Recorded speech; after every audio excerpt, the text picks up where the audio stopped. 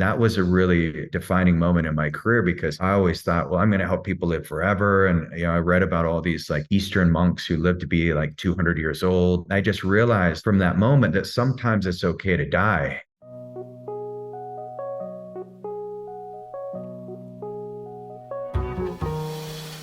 You're in Hawaii for 4 years, and you're studying acupuncture and all these, alternative modalities that to me are super exciting and, enjoyable and healing, and this is your life, I don't know, was it as good as it sounds? It was a lot of work. Yeah.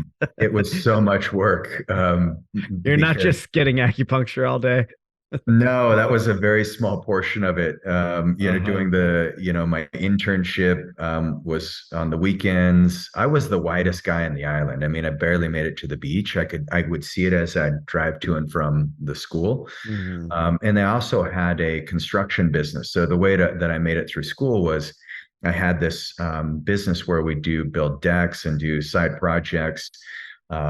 And so I was also running that. And I had a few people that would, contractors that I would employ. And so it was a lot of work. It was, my 20s were definitely nonstop, but I loved every minute of it. But one of the most important things that happened to me in my journey is I met, as I went onto the island, I had one of my professors at the U said the best way you can learn medicine is to actually find a mentor. You can't learn it from books. It's just not not practical. And so I learned about a teacher named Dr. Chika Maekawa, or a famous doctor on the island. Everybody I talked to, I said, "Oh, I'm here at the Integrated Medical School of Hawaii," and they say, "Oh, you got to meet Dr. Maekawa. She saved my vision. I dove off. I had a concussion and I was blind for a year, and she recovered my vision." And there's just stories like that. And so when I showed up at her clinic, I knocked on the door and it was after hours, and I just said, "Hey, I'd love to be your apprentice. Can I come and study with you?" And she said, "No, I'm not taking any students," and basically like didn't have any interest in me at all. And so I went again and again. And in the Japanese culture, you can't just write out a check and expect somebody to teach you their knowledge. And they want to, and I didn't realize this, but I had a friend who was Japanese. And so he encouraged me. He's like, "This is, you need to do something of service to actually show that you're useful."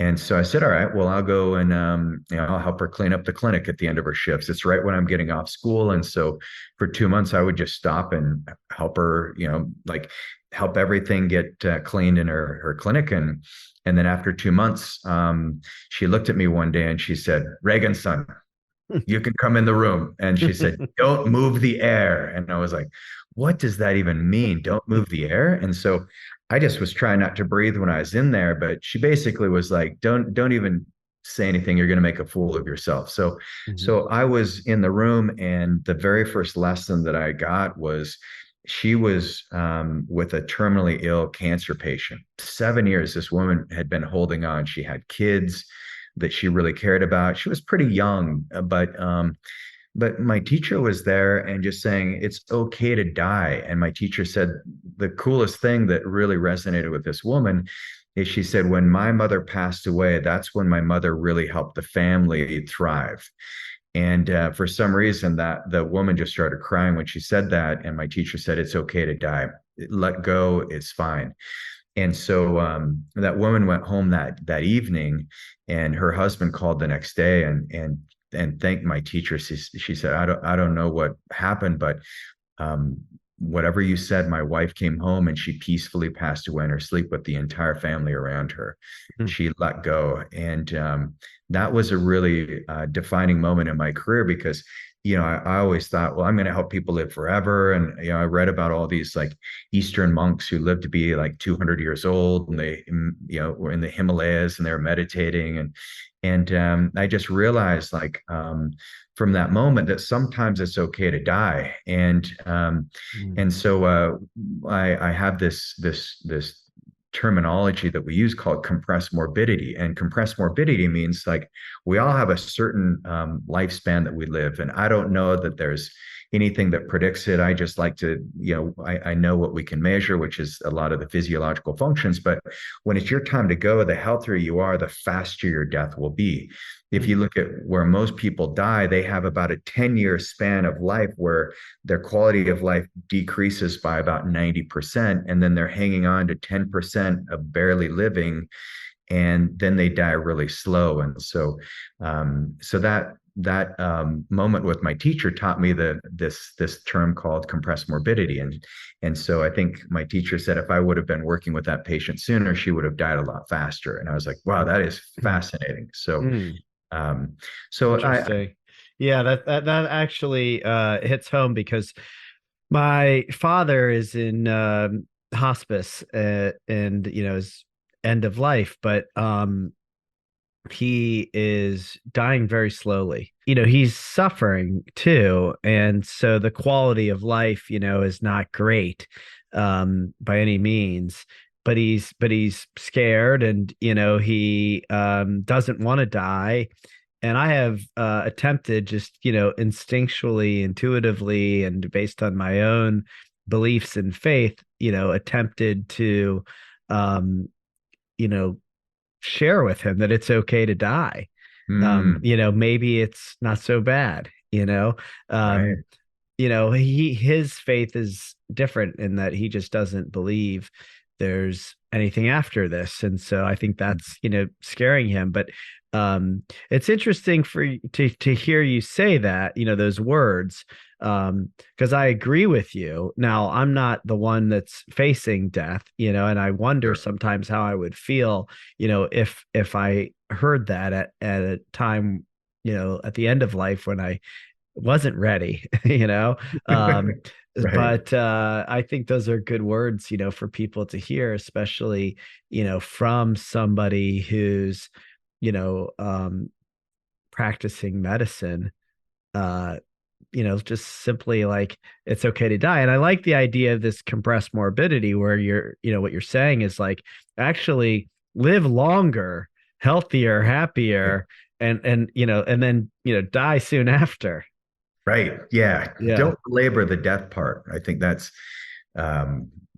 that's the moral of the story. And when we talk about longevity and people's ideas, I think it's actually really important to think about death, which is kind of funny because we're talking about health so often, but uh, far too infrequently people actually think about their death. And so I'm sorry about your father. I remember you sharing that with me.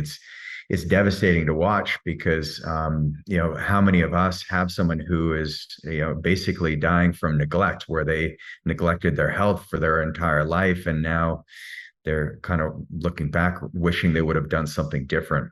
And Hmm. I see people like that every day where they say, I wish I would have done something about my health 10 years ago. Or they say, where were you 10 years ago? I'm like, well, Hmm. where were you 10 years ago? Yeah.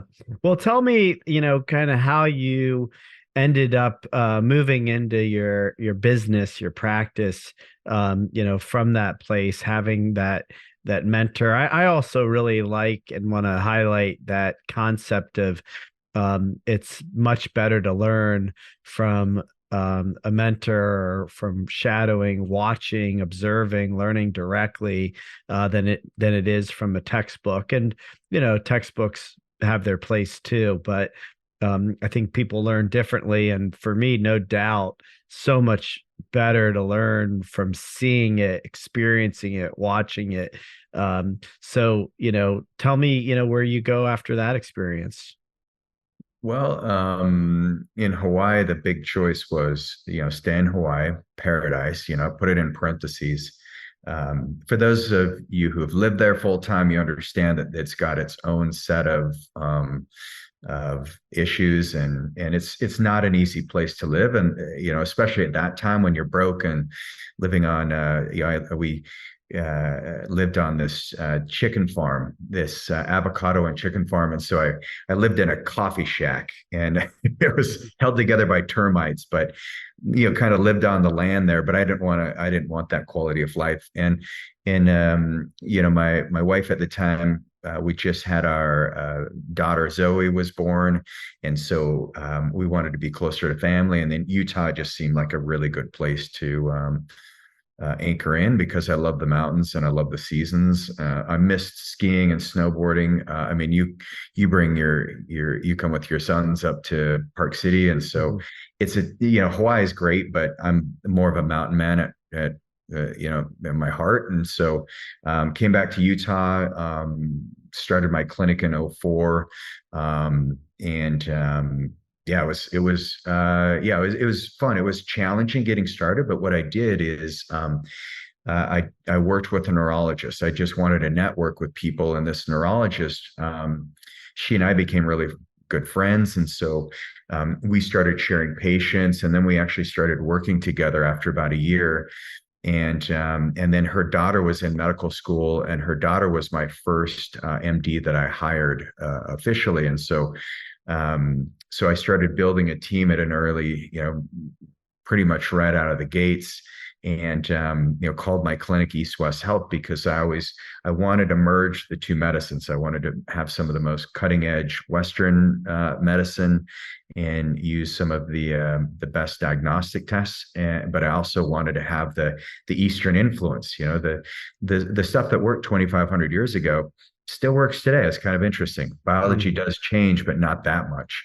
Mhm. And yeah, I started working that way. I got into functional medicine early on before it was called functional medicine. And then I started teaching more of the functional medicine curriculum to originally acupuncturists. And then that opened doors to teach medical doctors and nurse practitioners. And so I founded a company called Go Wellness about a decade ago, maybe 12 years ago, actually. And that was the company that is more of an academic think tank that I still host conferences for doctors of all kinds once a quarter.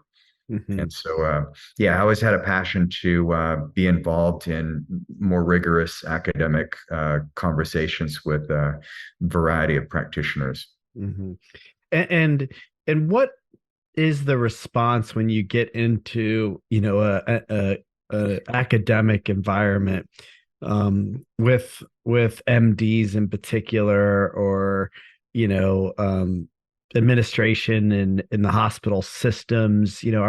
Are do you find that there's a little bit more of an openness to your perspective, to what you do, your practice, um, or is it still pretty divided and tough to kind of move too far? It's just probably like in any profession, or with any human, when you bring a new opposing theory to a conversation, there's always going to be some discomfort and conflict. But in general, it's been met with nothing but fascination because Mm, I think in medicine and especially in the healthcare system today, people recognize it's broken. It's not the model that we want. Nobody loves waiting in the waiting room. Nobody goes to the ER and they're like, I just had a great experience. I mean, obviously, you're in a crisis typically when you show up there, but it's rare that somebody goes to their primary care doctor and says, wow, I just feel really cared for. But you talk to the primary care doctor, and it's rare to hear someone say, man, I just love working in the medical system. They really care about me. They want me to take time with the patients. They really want me to give the best care. It's such an industry that's built around finances. It's a business, but it's in large part it's not ran by doctors anymore. So mhm, so I think if anything, Brett, it's a great question, but if anything, I have doctors reach out to me a couple times a week wanting to get out of the system and asking mhm, how I did it, and giving them a template so that they can open their own practice. and mhm, and so my dream in the future, and we're actually working on this right now. I've been working on it for 20 years, but my dream is to have a real medical model that has, real science behind it, but also has innovative treatments that can actually take on the Western medical complex because of mhm, $4.3 trillion industry. And mhm, if you look at what people get at the end of the day is, typically it's more prescriptions, more surgeries. We operate 3 times more in the United States than any other country. we take almost the same amount of medications, at least twice as much as the next industrialized country on medications. Mm-hmm. And yet, where are we as far as quality of life goes and life expectancy? We're kind of hovering around 45 to 50 most years. Mm-hmm. So I think there's an environment where people are now opening up to this whole new world of medicine, and this is where we're seeing it in regenerative medicine with stem cells. We're seeing it in more of the functional side with peptides. That there's a whole world of optimizing health that exists that people have now woken up to, especially since 2020. That was a great Mm-hmm. year for people on my side of the fence in Mm-hmm. medicine.